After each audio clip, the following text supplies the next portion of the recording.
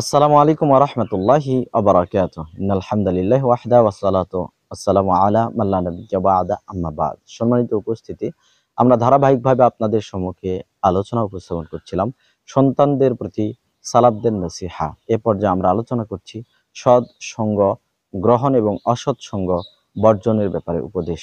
দেখুন, জাফর ইবনে মুহাম্মদ রাহিমাহুল্লাহ তার পুত্র মূসাকে উপদেশ ছলে বলছেন, ইয়া বুনাইয়া ইদা জুরতা, হে আমার প্রিয় সন্তান, যখন তুমি কারো সাথে সাক্ষাৎ করতে চাইবে, ফাজুরিল আখিয়ারা, তাহলে ভালো মানুষের সাথে সাক্ষাৎ করো।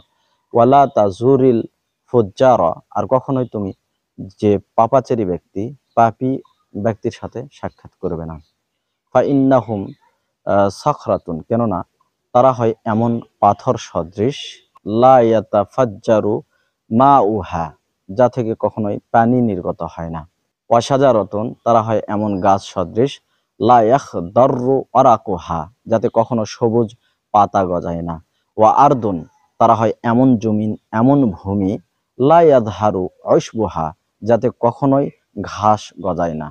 আস্তাগফিরুল্লাহ। সম্মানিত উপস্থিতি, বোঝা গেল যারা পাপী বান্দা তাদের নিকটবর্তী হলে কোনোই কল্যাণ পাওয়া যাবে না। অতএব আসুন, আমরা যাকে সঙ্গী হিসেবে গ্রহণ করব, অবশ্যই সে যেন ভালো ব্যক্তি হয়, ভালো মানুষ হয়। পাপাচারী পাপী বান্দাকে কখনোই আমরা বন্ধু হিসেবে, সঙ্গী হিসেবে কবুল গ্রহণ করব না, কেননা তাদের নিকটবর্তী হলে কোনো কল্যাণ পাওয়া যাবে না। অতএব আল্লাহ তাআলা আমাদের সন্তানদের সহ আমাদেরকে উত্তম সঙ্গী বাছাইয়ের তৌফিক দান করুন, আমিন। ওয়া আখিরু দাওয়ানা আনিল হামদুলিল্লাহি রাব্বিল আলামিন।